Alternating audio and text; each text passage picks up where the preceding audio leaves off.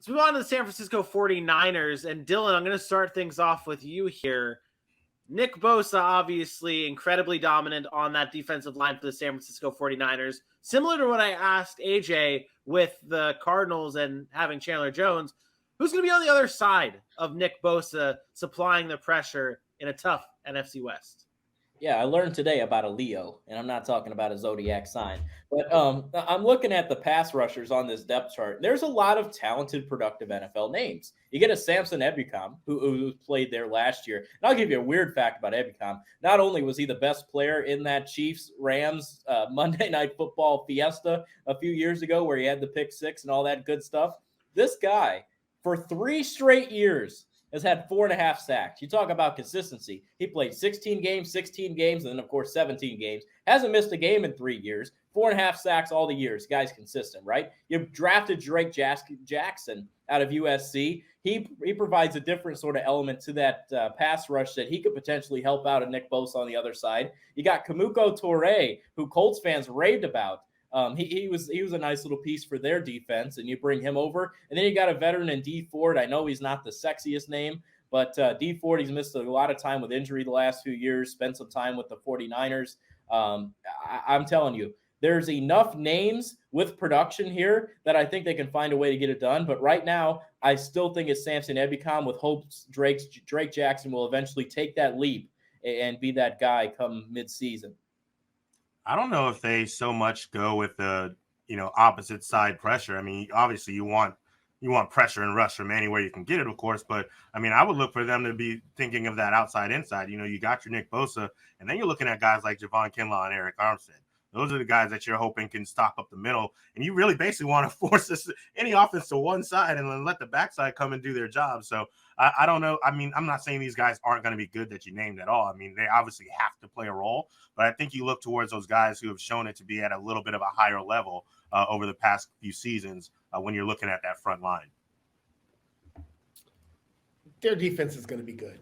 The 49ers defense is going to be good because of the scheme that they run. And again, I to AJ's kind of point, I don't know that that's on the opposite side of a Bosa. I think there's going to be a lot of pressure on Eric Armstead, who's been really good for them.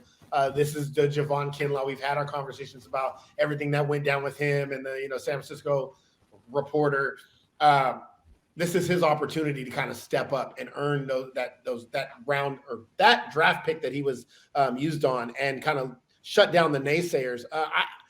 They're just good. They just find those linebackers play sideline to sideline. They protect that defensive line from really getting exposed. And then Bosa is obviously a superior talent. And then when you add in the back end that hasn't always been the best, but now they've kind of addressed over the past couple of years. We're talking about Emmanuel Mosley, who's played pretty well. Jimmy Ward, who's been there a while, but he's done his thing. And then you go get a Charvarius Ward and Ambry Thomas, who stepped in last year as a rookie, played out of his mind.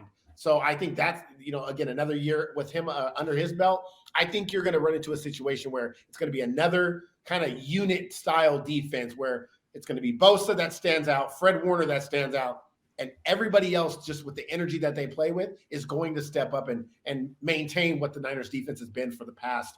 Honestly, their defense has been really, really good for the past 10 years. And they haven't always been good as a team because of quarterback play or Jimmy G being hurt or Kittle being out or Samuel's out. But the one constant has been that defense has been pretty solid in that front seven especially.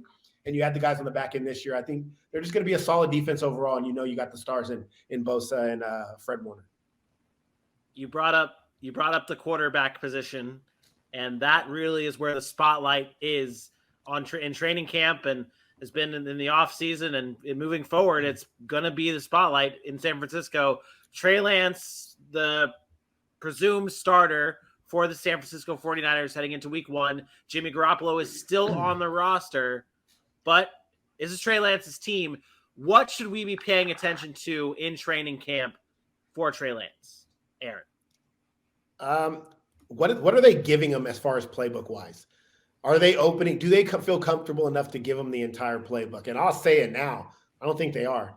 I think this is a situation where you're going to sacrifice the now to get the future. They are going to be a much they're going to be a worse team with Trey Lance initially as a starting quarterback than they would if Jimmy Garoppolo was the starter starting day one, just because of experience, just because of being a young guy. But I think what you're sacrificing there, you're getting a better return in the long run. Is he going to be allowed to run the offense, to be able to throw outside and not just be stuck to read options, to, one-step drops, kind of the Colin Kaepernick of when he was running that offense where it's one read, and if you don't have that read, you're taking off and running.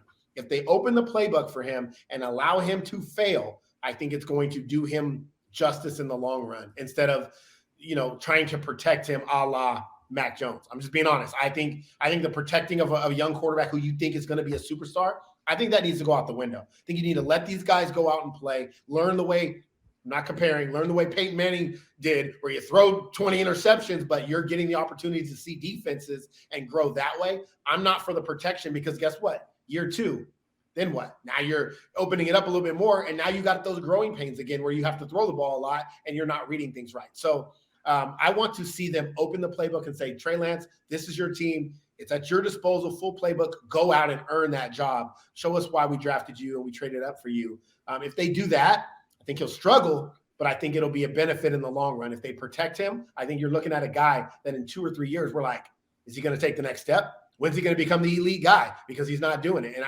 that's what I worry about with some of these teams trying to protect the quarterback too much. I think it's one of the, I think it's like, this is where we've talked about it in shows past, where you have to have patience with your young quarterback or patience with your team here. And you brought up the fact that the 49ers, it'd be best to let him make those mistakes and learn from them. Fans are not going to like that this season. I can guarantee you right now, if Jimmy G, and I know, I agree with you. With Jimmy G, and this is what we're trying to tell people watching this right now, is to have that patience with Trey Lance, because it's going to be so hard to not want to give up on Trey Lance because you have Jimmy G there. Unless he does get traded, he's going to be there, and he is going to be almost like a burden to Trey Lance and his development, because if he does make mistakes, you're going to get the talk shows and the media and everyone calling for Jimmy G to be the starting quarterback. But what you're saying is let Trey Lance make those mistakes. And as a fan watching this show or watching Trey Lance, you need to be patient. Bless you, Dylan. You need to be patient with Trey Lance and let him learn and grow. I'm actually not speaking really from a fan's perspective.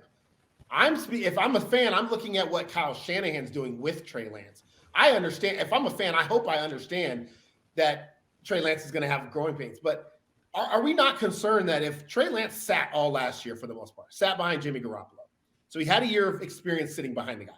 If now you put him in as your starter and you move on from Jimmy Garoppolo and you spend another 17 games babying him, not allowing him to run an offense, then you wasted his first 2 years without him being able to run an offense. Because the next year you come in and you're like, okay, now this is the year where you spread it out and let him play.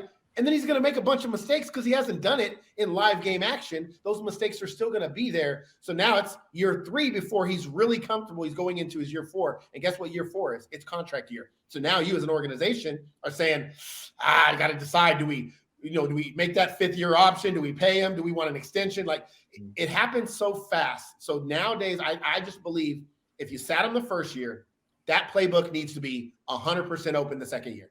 You can't say, I'm protecting him. You got to say, whatever we were going to run with our elite, talented quarterback, we have to run it. We can't protect him. And yes, he's going to make mistakes, and we might not be successful. But then when we do go into year 3, that's when you hope Trey Lance could say, I saw this last year. I know what to do now.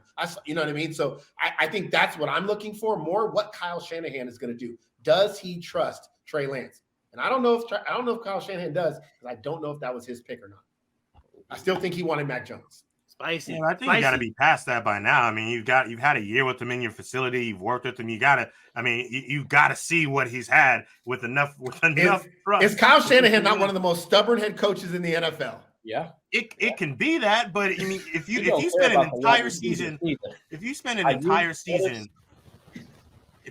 entire season with your 3rd overall pick in your building and don't give him the time of day, I mean, it's on you then.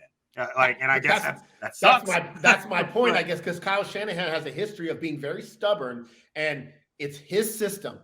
He is not a guy that says, I have a talent like this. I'm going to switch my system for this talent. Kyle Shanahan's system is the same as his dad's system. Like obviously he has different variations now, but as it has evolved, but he's always been like, my system is my system. And I want guys that run my system. It's the same reason why he loves Jimmy Garoppolo. He loves Jimmy Garoppolo. He loved Matt Ryan. He did not. I 100% believe this, and there is zero doubt in my mind. If Kyle Shanahan had his choice of quarterback, Mac Jones would be on the 49ers. He fits the quarterbacks he likes. He wins with the Tannehill right now. Like those are his type of quarterbacks. I 100% believe that. I didn't mean to break out in laughter during that, but I couldn't take you seriously holding up a strawberry Nesquik bottle while you were talking. You had it there. I was like, I couldn't take it seriously. Tough guy. Yeah. All right, let's end this. Talking on tough with my Nesquik. I want to see it in the comments. I want to see chirps going for the strawberry Nesquik here.